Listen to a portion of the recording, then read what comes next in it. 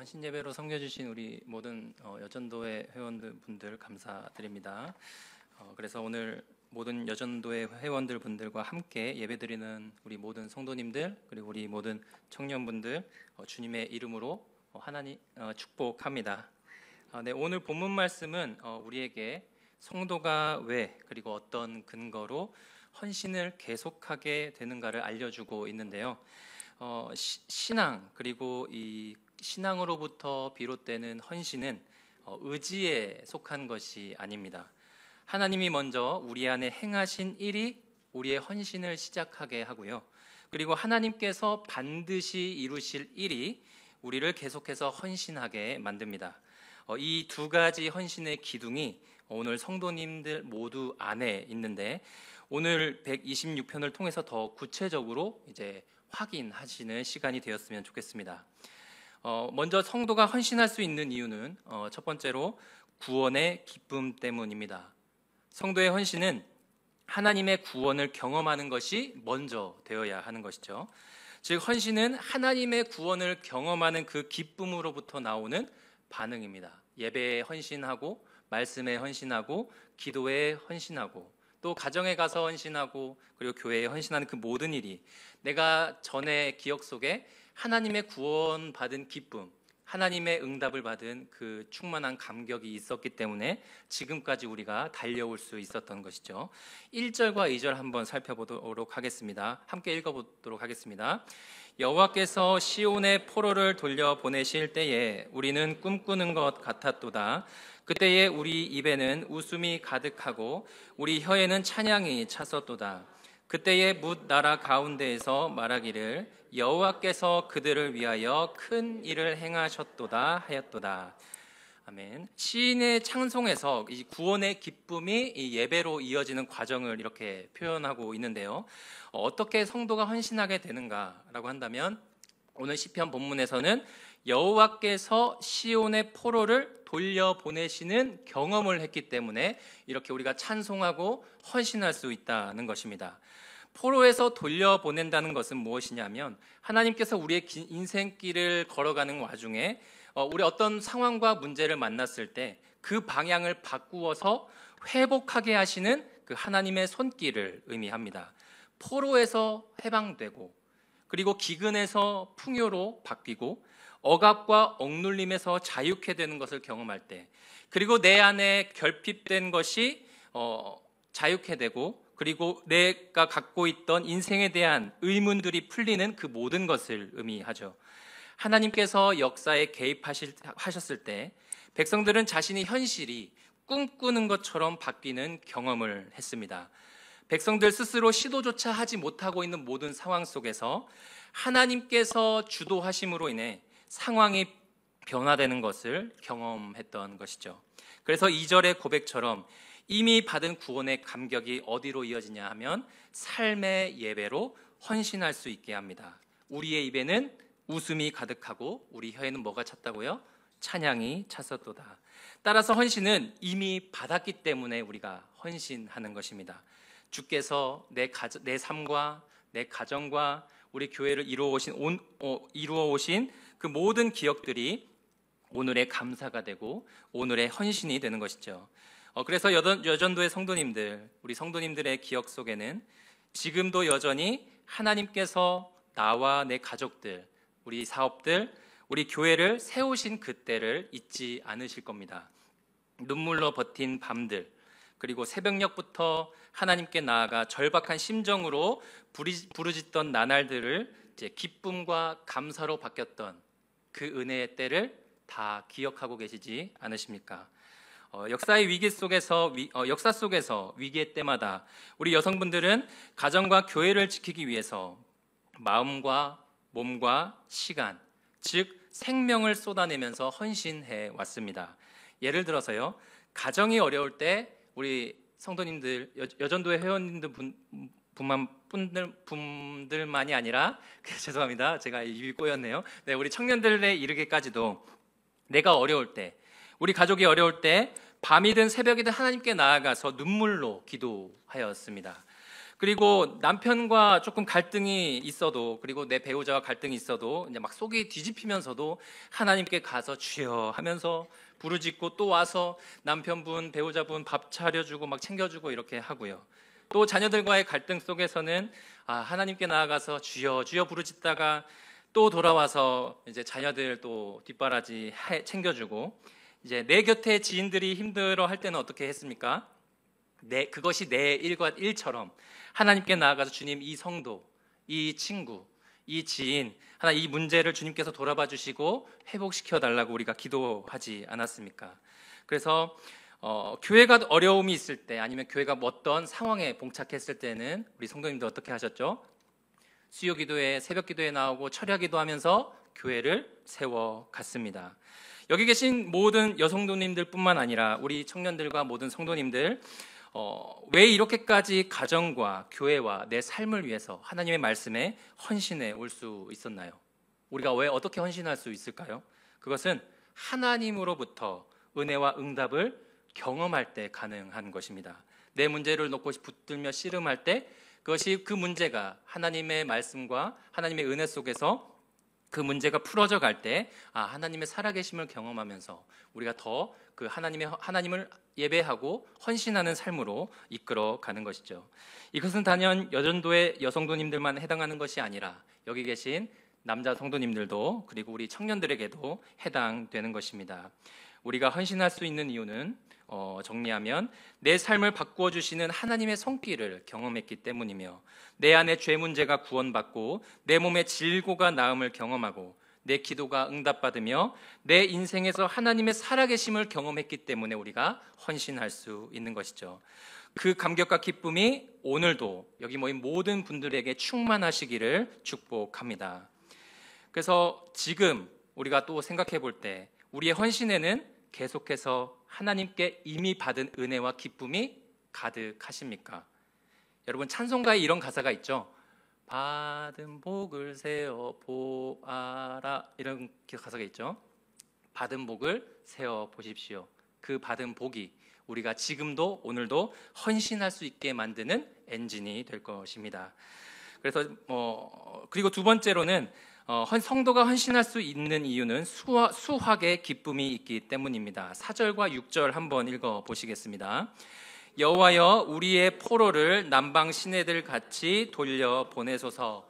눈물을 흘리며 씨를 뿌리는 자는 기쁨으로 거두리로다. 울며 씨를 뿌리며 나가는 자는 반드시 기쁨으로 그 곡식단을 가지고 돌아오리로다. 계속해서 이 시편을 읽어보시다 보면 어떤 성도님들은 이런 질문이 들 수 있습니다. 시온의 포로에서 돌려보내시는데 왜 우리를 포로라고 얘기를 하는가라고 질문이 들 수가 있는데요. 여전히 포로 상태인 듯 이 표현하는 의미는 무엇이냐면, 이스라엘 백성들에게는 포로 귀환을 경험했음에도, 또 성전이 재건되어도 여전히 강한 나라의 이제 노예로 살았습니다. 강한 나라의 식민지로 살았습니다. 우리로서는 죄 사함과 우리의 삶을 바꾸시는 하나님의 구원을 경험하고도 여전히 우리가 살아가는 이 신앙 생활에서 겪는 고난과 역경이 있음을 말하고 있는 것이죠. 따라서 하나님의 구원은 이미 예수 그리스도 안에서 이루어졌지만 구원의 완성까지는 성도의 삶에 여전히 무엇이 있다고요? 고난과 어려움을 만날 수 있다라고 성경은 얘기하고 있습니다. 그래서 우리의 포로된 상황을 남방의 시내들과 같이 돌려달라 기도하고요. 그리고 곡식단을 거둔다라고 하는 이 표현은 하나님께서 완성하실 구원을 시적으로 표현하는 것입니다. 그리고 4절과 6절은 하나님께서 구원하시는 방식 중에 두 가지를 우리에게 알려주고 있는데요. 먼저 4절에 보시면 무엇이 있나요? 남방의 시내들처럼이라고 되어 있습니다. 그리고 두 번째로는 씨앗이 알곡이 되어가는 방식으로 구원을 이루어 가십니다. 설명드리자면 남방의 시내는 이제 전에 목사님께서 설교 중에 한번 언급하셨던 적이 있는데요. 간단히 말씀드리면 이스라엘에는 기후가 건기가 있고 우기가 있습니다. 비가 오지 않을 때와 이제 비가 내릴 때가 있는데요.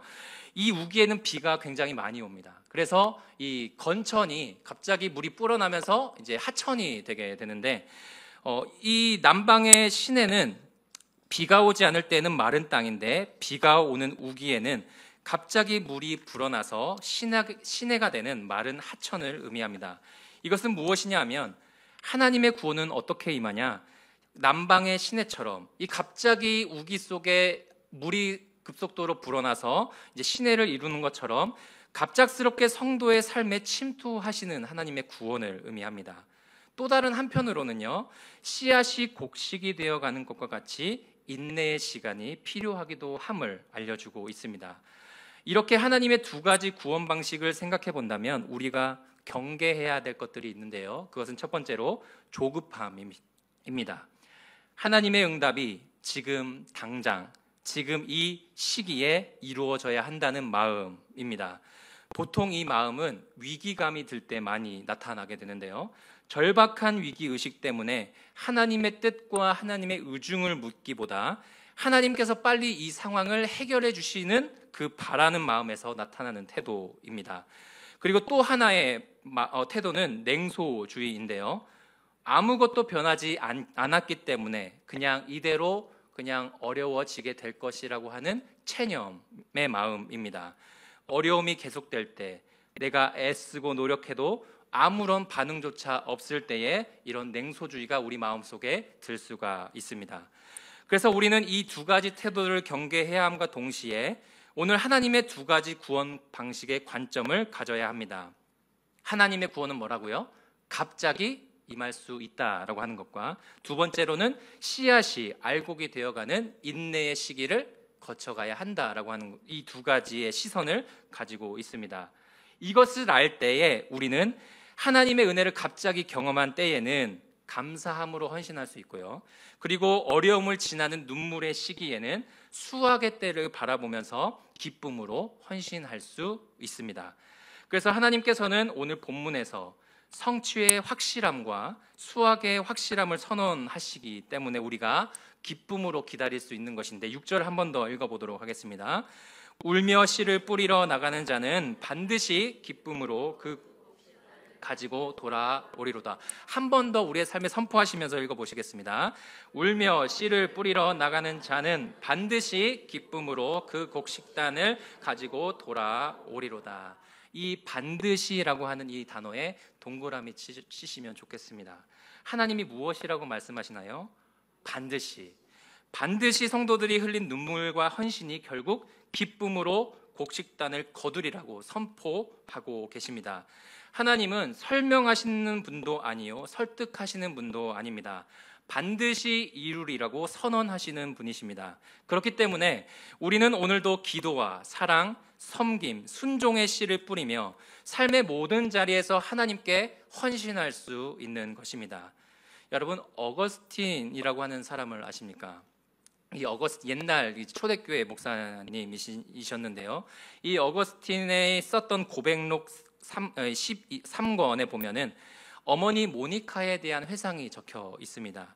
이 어머니 모니카는 아들의 방황에 하나님의 말씀을 따라 바로 살기를 구하면서 30여 년 동안을 울며 기도했는데요, 그러던 어느 날 이 모니카를 보고 있던 그 교회 목사님께서 이 어머니에게 이런 말을 했답니다. 그래서 기도하는 중에 이런 말을 하며 이제 위로하고 돌려보내는데, 이런 말은 이렇습니다. 돌아가십시오. 당신의 삶을 걸고 말하건대 그토록 흘린 눈물의 아들이 멸망할 리 없습니다. 라고 이렇게 위로하며 돌려보냅니다.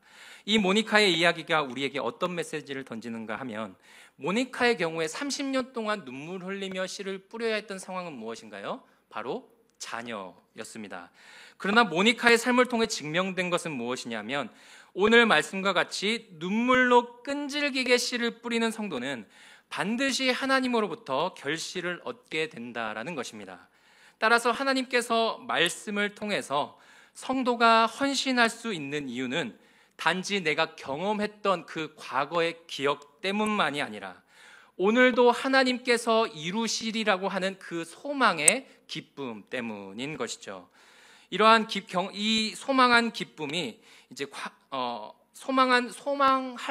소망할 수 있는 기쁨 때문에 오늘도 우리가 하나님께 헌신할 수 있는 겁니다. 왜냐하면 하나님께서는 과거에도 일하셨고 지금도 일하고 계시며 계속해서 성취의 때까지 우리의 삶과 가정과 교회에서 일하고 계시기 때문입니다.